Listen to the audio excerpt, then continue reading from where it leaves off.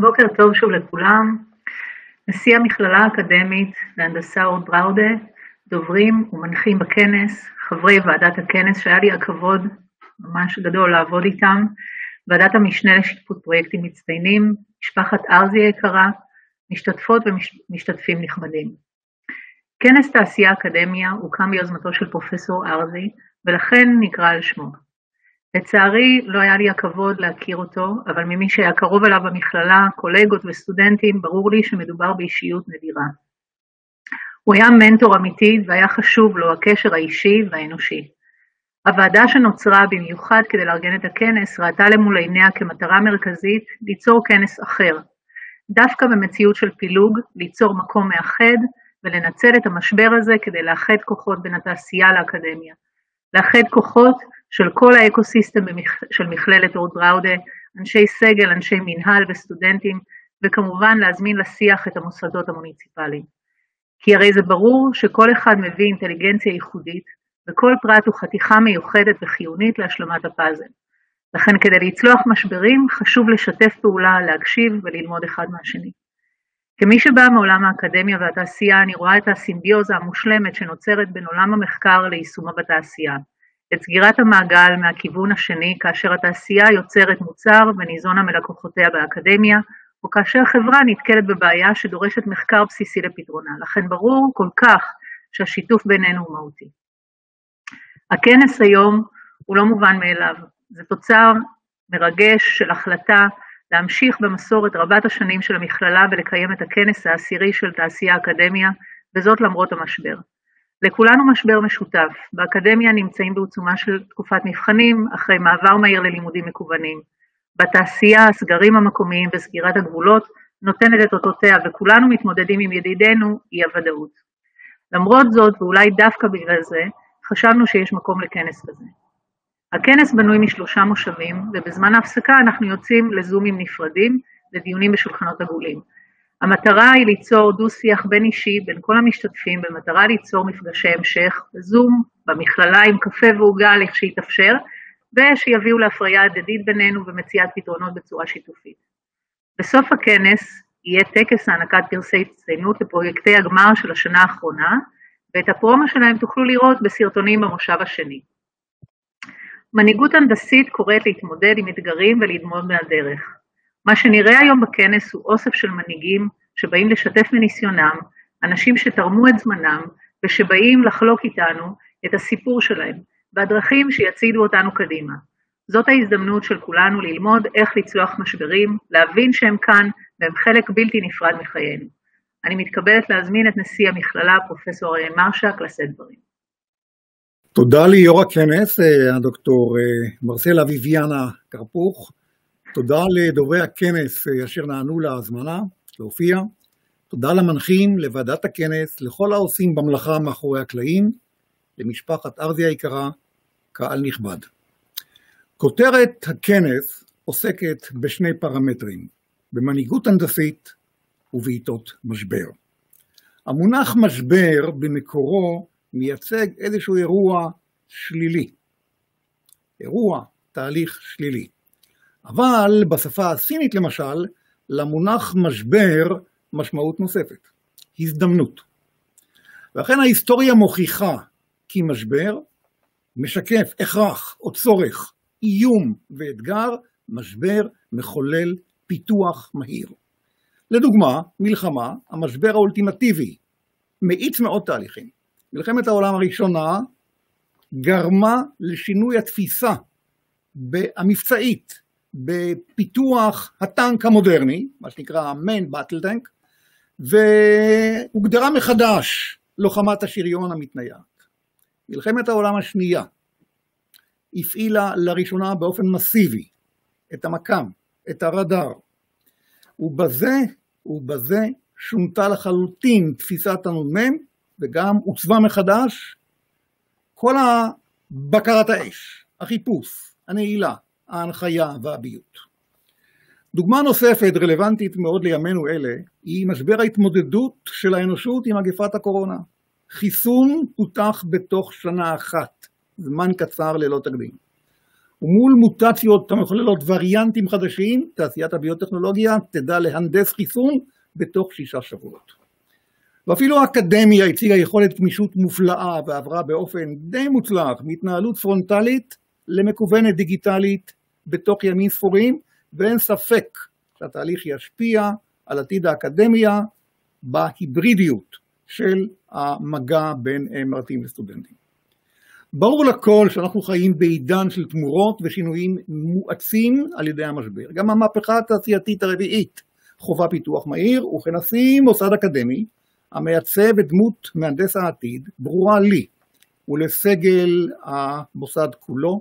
האחריות המוטלת עלינו להכשיר מהנדס המוכשר להתמודד עם אתגרי התעשייה, המציגים לא פעם משברים מקומיים בדמות מצבי קיצון, לוחות זמנים קצרים, לחצי נפח, משקל, מחיר, ואילוצים שונים ומשמעותיים המוגדרים על ידי תת המערכות השכנות היוצרות את המערכת המוכללת.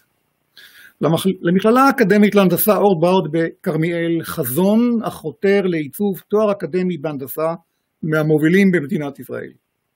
החינוך ההנדסי אותו אנחנו מיישמים מייצר מהנדס רב תחומי, רחב אופקים, ביקורתי במידה, בעל יכולת לזיהוי מהיר של בעיה ולהקשרה המערכתי הכולל, ובעיקר למנהיגות הנדסית, לעבודת צוות, ללימוד עצמי ולתקשורת גבוהה בעברית ובעיקר באנגלית.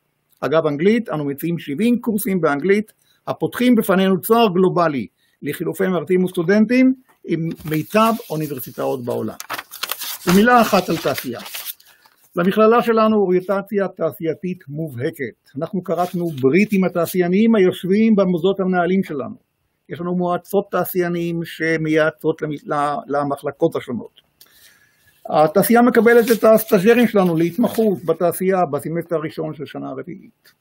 והייעוד שלנו שונה לפני כמה שנים להשבחה של הפריון בתעשייה הישראלית בהדגשת התעשייה היצרנית הקלאסית. בעקבות הייעוד המאוד מובהק הזה זכינו במכרז משרד הכלכלה להקמה של מכון לייצור מתקדם, והמכון הזה הפועל מחודש יוני שנה שעברה הספיק כבר להיכנס לעובי הקורה ולהפעיל את מחושב ביותר מ-130 חברות תעשייתיות. המכון הזה מהווה כלי דיאגנוסטי לאיתור צווארי בקבוק במפעלי התעשייה בקווי הייצור. הוא מציג מפת דרכים לשיפור תהליכי הייצור ואיכות המוצר, ובקיצור משביח את הפריון. אנחנו מפעילים מרכז ליזמות ולחדשנות, חברת ליישום IP של אנשי סגל וסטודנטים, וגם מציעים תואר שני יישומי. אחד הפרויקטים בתוכנית לתואר שני זכה בפרס על שם יוחנן ארזי ז"ל. פרופסור ארזי, הנשיא השלישי של המכללה, עיצב את האוריינטציה התעשייתית של המכללה, יסד את מסורת כנסי האקדמיה תעשייה הנקראים על שמו, ועל כך לדבר בהרחבה בטקס שיערך בסוף הכנס. נמצאים איתנו דוברים מהשורה הראשונה, והראשון מביניהם הוא אורח מגרמניה, פרופסור ריימונד נויבאואר, נשיא מכון פראונהופר. ברשותכם אומר לכבודו כמה מילים באנגלית. And now I'm delighted to welcome Professor Raymond Neubauer, President of Fraunhofer, Germany. Fraunhofer is well known for its unique blend of industry with academia. We at Beraуда consider Fraunhofer the benchmark for academia-industry cooperation. Professor Neubauer, I have just described for our audience in Hebrew how Beraуда DNA is based on 2 key elements: the promotion of productivity in Israel classic industry and the provision of a solid engineering education. And I would like to mention that our mutual friend, Dr. Ami Applebaum, Chief Scientist and Chair of the Israel Innovation Authority, shares and supports this vision of growing industry-academia collaboration. Dr. Applebaum will address this audience today. I'm wishing you all good health and all the best.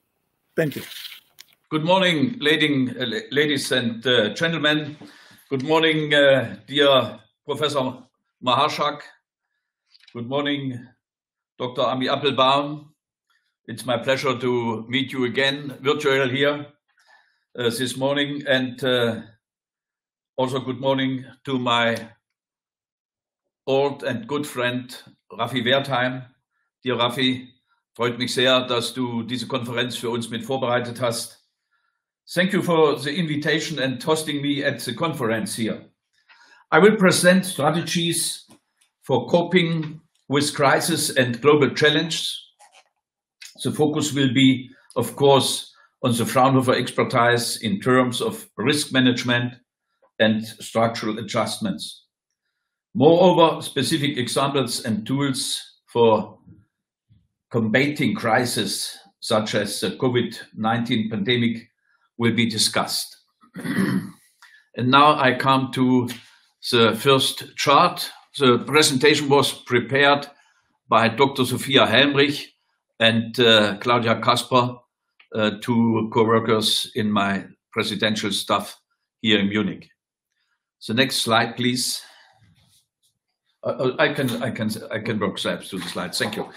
I have subdivided the presentation in 4 topics: introduction of Fraunhofer model, the Fraunhofer strategic research fields of strengthening resilience, Corona impacts, crisis management, and R&D policy, and of course, a short outlook. At first, to the Fraunhofer model. Here you can see some numbers about Fraunhofer. On the left side, you can recognize at the present time we have 75 Fraunhofer institutes and research institutions in Germany, in nearly 100 locations in Germany, and our staff is more than 29,000 researchers. It was not so easy to keep the complete staff in the last year during the crisis. But we increased a little bit besides the crisis. And on the right side, you can see our budget. And the budget is a little bit also a mirror of our model. The research in our model is subdivided in basic research, in the field of private-public partnership research together with the industry and the public financing. And of course, the third of our research is the direct exclusive research for the industry, for concrete companies. And you can see here the contract research is about 70% of our budget. And in general, the contract research is 2.5 billion. Last year, and the difference between the contract research and the finance volume in general is infrastructure investments, and of course, this is a significant special of Fraunhofer in Germany, our part for defense research. Here, some numbers about our international network. You can see we have 8 independent Fraunhofer affiliates. The oldest is in United States. We started in United States in 1994, and the first legal entity was implemented in 1996. We have here also a cooperation since 25 years, and we have 7 let me say, we call it Fraunhofer Centers. It's a little bit smaller, like in Germany, Fraunhofer Institutes in the United States. And you can see, of course, in Europe, we have legal entities in Sweden, in Great Britain, in Portugal, in Italy. And you can see we have since more as 80 countries, partners and projects, and we have also a lot of Fraunhofer research platforms. There was former called the Research Project Center together with partners, and 2 of them we have also in Italy, one in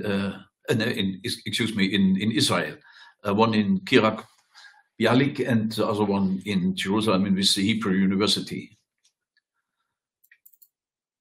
The collaboration concrete here between Fraunhofer and Israel, you can see on the right side, in the upper part, the cooperation with Beraуда College, and it's also my pleasure, Professor Mahashak, said we increased the cooperation in the last years. My former institute, when I was an institute leader at IWU, and Uri Anan was for 1 year a guest researcher, works in advanced manufacturing with other institutes, IPA in Stuttgart and IPT in Aachen. And my information is we have also together a cooperation in a European project. And on the left side, you can see here the cooperation with the Hebrew University, with Weizmann Institute, but also with Israeli companies. And it's a pleasure for me that we have such a strong cooperation with also the research institutes, universities, but also with the industry. This is the mission of Fraunhofer to bring innovation in the industry. And we have had some years before a 2+2 program. Rafi will remember that, and one of the colleagues here in this morning meeting, the design of the 2+2 program was an industrial partner in a research institute and at the German side, and an industrial partner in a research institute in the Israeli side, work together in a project, and the IP on the end of the project, the owner are both all together, and this was very, very successful here. And the focus was in energy efficiency, medical healthcare, nanotechnology, and this is a benchmark for our cooperation in the international area, this program with Israel here. We start now a second one with Italy. And a key person for Fraunhofer in Israel is Professor Wertheim. Rafi is let me say, a bridge builder between Europe, Germany, and Israel. And the result of his work is very, very successful in the cooperation for both sides. Rafi, thank you so much also in this morning here for your very, very successful work. And on the lower right part, you can see here the project centers at the Hebrew University. We started this, I was present when we opened this in 2018 in the Hebrew University in Jerusalem, and also for drug discovery and delivery with our institute IGB. I think the institute seat of IGB is also here in the circles this morning. And this is also, since in the last 2 years, a story of success in the cooperation here. And now to the second point, Fraunhofer strategic research fields for strengthening resilience. And you can see, in general, let me say, I have a lot of functions in Germany, in the political area, in the scientific systems in Germany, and in all levels, in the states, in the federal government, in the state governments, and also in the research organizations and in the industry. And we have always a discussion at the present time about, let me say, 3 things. At first, the technological sovereignty, and the second point, how can we organize concrete activities against COVID. But the third main point in the discussion is resilience. Resilience in the society, resilience in the public life, resilience in the companies, resilience in the IT technology. It's an integrated challenge in all fields of our life. And you can see here what we have. We have to react to unexpected disruptive events. We can occur anytime, can occur something physical, but in IT, in health, the crisis now with Corona, and the next crisis mostly is totally different, like the last which we have overcome. And the objective is to minimize the negative impacts through resilient methodologies, concrete steps to get resilience. And you can see we have an engineering concept developed in the Fraunhofer, in our Fraunhofer Institute, EMI, the Ernst Mach Institute. And the first step is constant objective measurement of parameters which can give a first signal about that we have a difficult situation or a dangerous situation. The second step is to organize redundancy and diversity. When I was a young engineer, we have also used the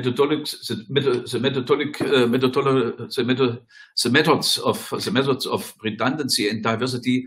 Let me say in machine systems or in aircrafts or in other things. We realize a function in redundant ways, but also in diversity, not the same that we get a fallback availability.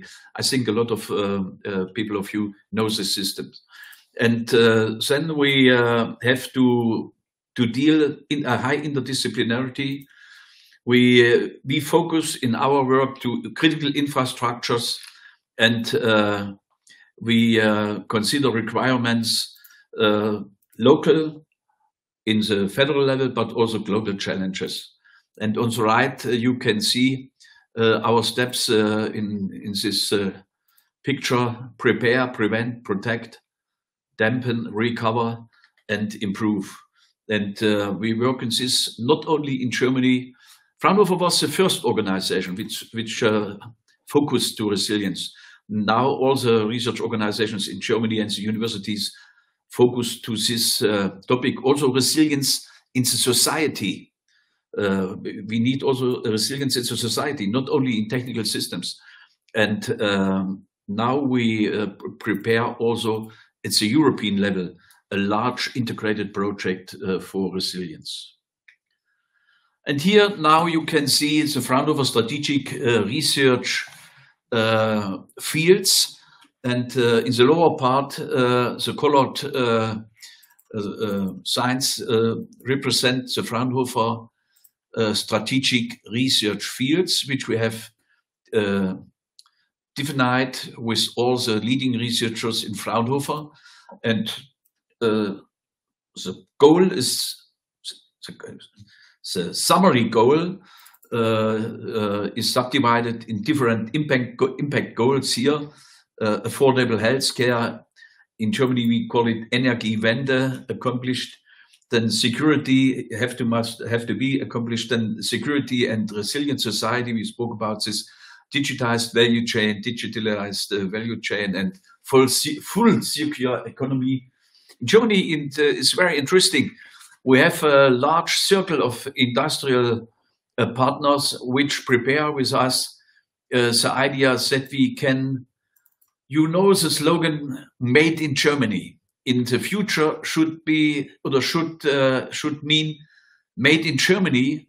It's made in the system of full circular economy, and we want to use it for as a quality remark of German products in the future. And last but not least, hydrogen technology is on the right hand here. This is a dynamic system. This is not a static system. Of course, let me say the level of actuality of the different fields can be increase and decrease, but in a long term, we have a roadmap for every one of these strategic research fields. So, and now I will give some a little bit deeper insight by some examples in these three fields. In digital healthcare, of course, with respect to the corona crisis. Artificial intelligence as a strong research field in Germany and Europe, and as I know also in Israel, and hydrogen technologies as a great challenge for the Energiewende and also for the energy change, but also for the mobility change. And we need it also in the, for example, in Germany is a great challenge of hydrogen also for the steel industry. And here's the first examples which you can recognize here about artificial intelligence. On the left, also artificial intelligence to improve efficiency, trust, and security, of course. And as you know, a great challenge is when we use artificial intelligence, the proof of the result of the algorithms of artificial intelligence. And we develop for this, we call it the trusted AI. The trusted AI, and this brings us the proof of the results which we get by different data processings in artificial intelligence. And the second large step for artificial intelligence is, if you look, we want to use for artificial intelligence the new level of high performance computing. In Europe, we have installed in 2017 the Euro, we call it the Euro HPC, the Euro HPC, high performance computing, and we installed in 3 waves. And in the first wave, Tera high performance computing, teraflops in the performance it was installed in this wave high performance computers in Luxembourg, in Portugal, in Bulgaria, in Slovenia. In the second wave, we installed high performance computers in Barcelona, in Bologna, in Helsinki, and in this case we have petaflop performance in the high performance computers. And now we are under POTAS for the third wave in France and Germany to install exascale high performance computers. Why do I mention this? We learned in these steps to increase the performance of the high performance computers. We get a very, very strong increasing of energy consumption. And the energy efficiency for the computers is a great challenge. And now we look to the as solution to the system of by the exascale computers, also by the one of the petascale computers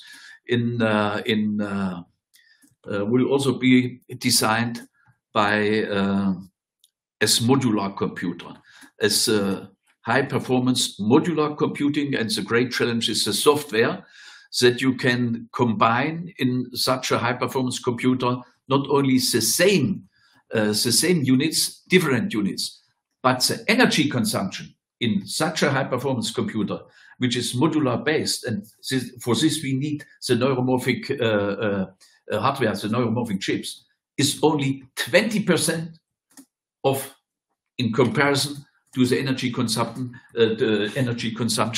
to the other high performance computers, which are not on the system of modularity. That's very, very important.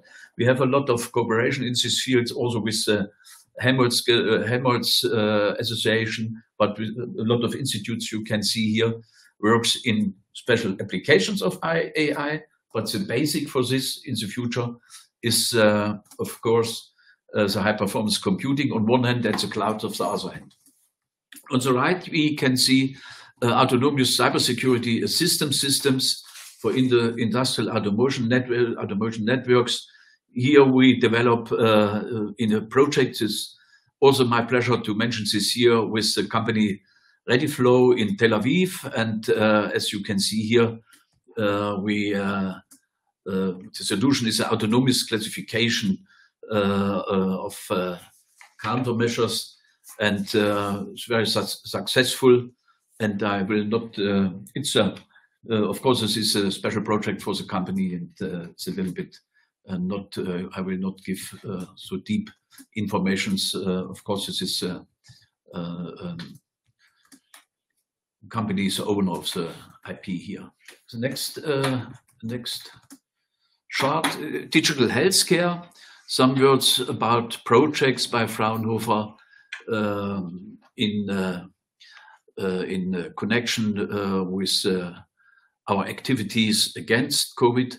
And we have here realized a great project, Medicine, the digital patient model as a basis for the personalized and customized treatment.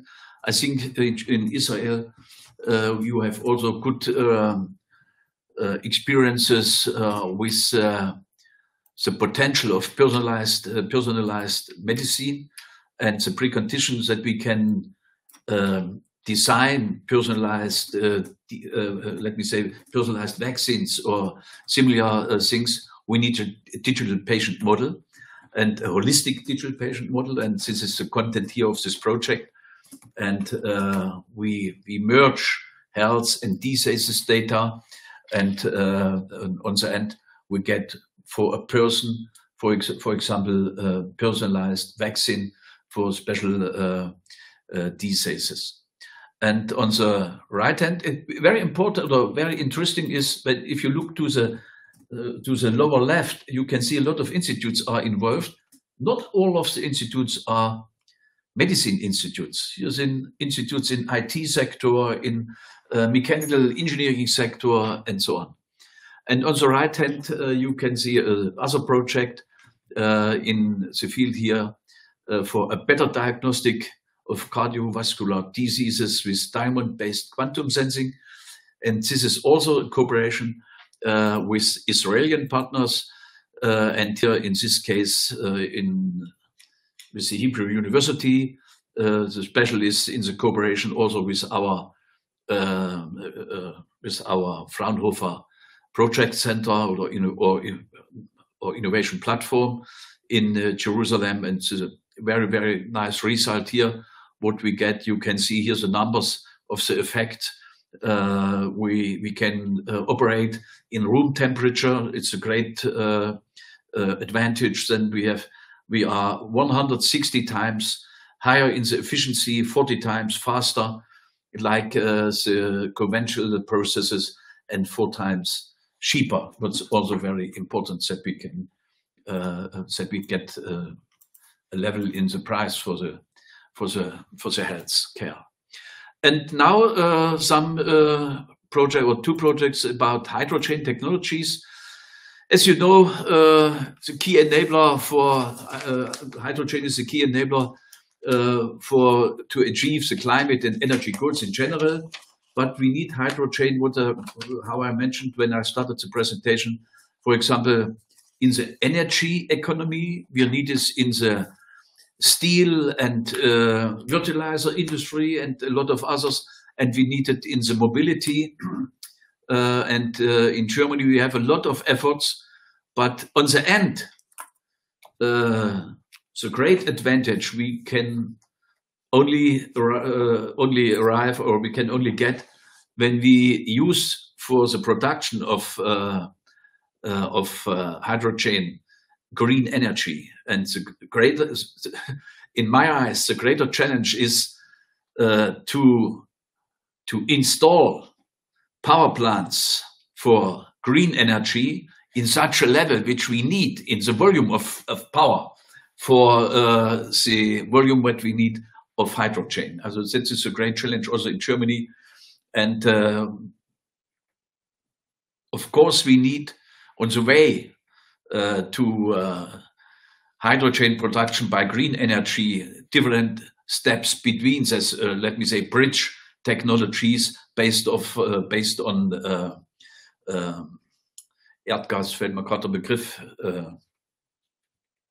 based on natural gas, let me say, and for gray hydrogen and others, we need these bridge technologies. The way will be a long way to green hydrogen production. And you can see here some activities in the project.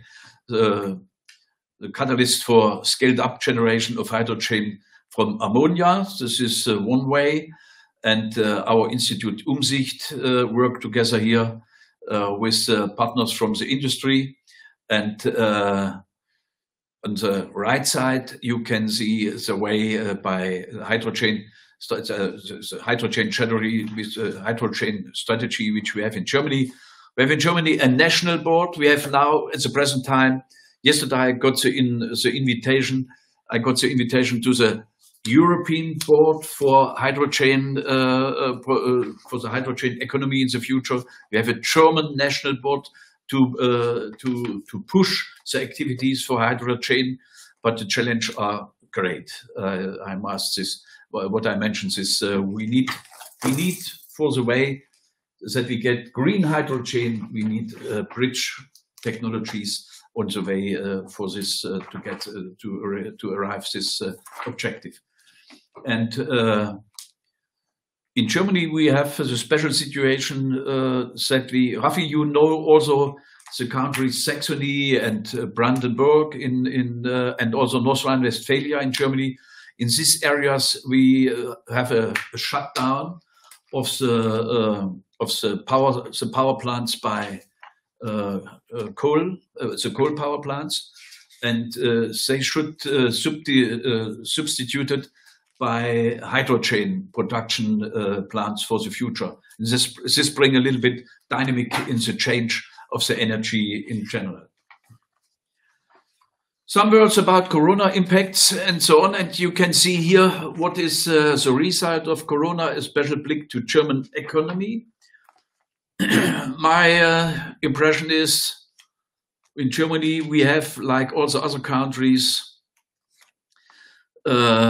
endurance, let me say, endurances by the crisis, but not so strong in comparison to, let me say, France or Great Britain. In Germany, it's also not zero, but it's also, we have a decrease in the GDP, but in comparison to other countries, I think we have a little bit luck here.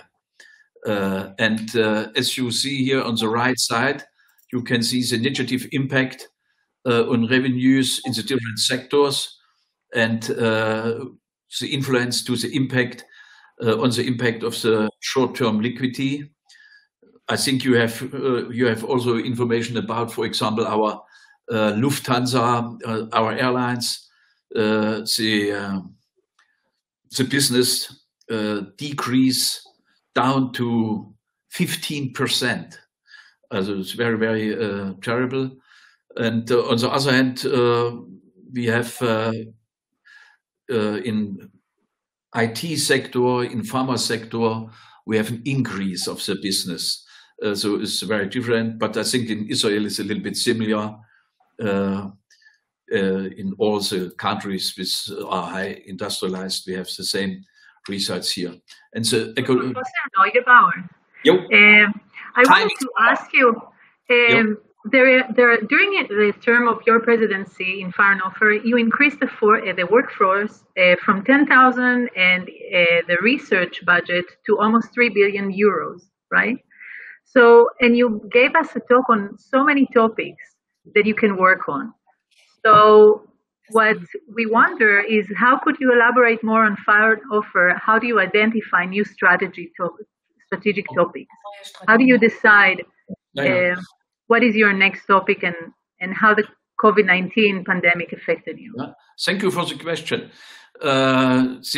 We have a strategy process to identify new challenges, and from the new challenges we come then to the focus in our new steps. And we focus now, what I mentioned for the new, in IT, for example, for the new exascale computers.